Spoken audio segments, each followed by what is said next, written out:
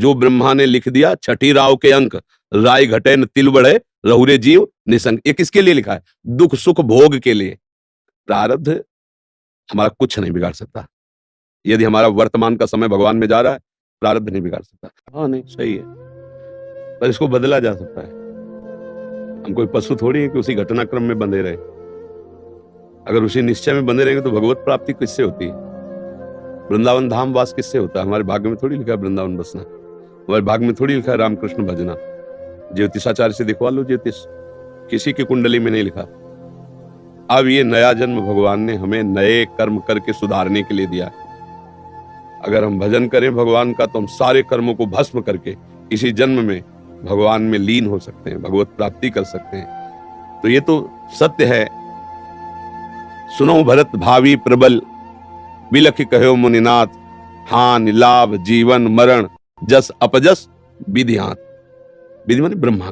जो ब्रह्मा ने लिख दिया छठी राव के अंक, राय घटे न तिल बढ़े, रहुरे जीव निसंग। ये किसके लिए लिखा है? दुख सुख भोग के लिए। अगर दुख सुख भोग के लिए हम लेके बैठ जाते हैं तो हम में और पशु में अंतर नहीं। हम मनुष्य शरीर में भगवान के अंश हैं।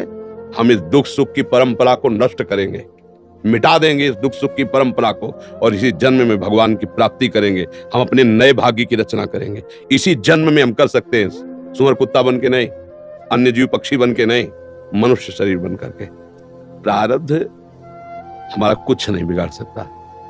यदि हमारा वर्तमान का समय भगवान में जा रहा है, प्रारब्ध नहीं बिगाड़ सकता।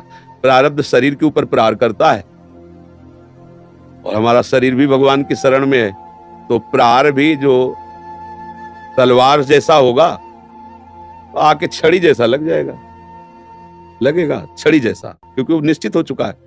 पर हम भजन के बल से उस प्रारब्ध को सह के भगवत प्राप्ति कर लेंगे।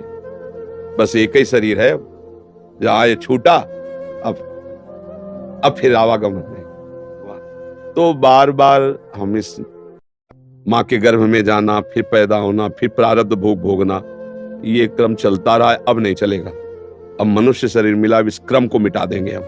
किससे? भगवान के भजन के बल से। भजन नहीं है तो बातों से नहीं मिटता ये।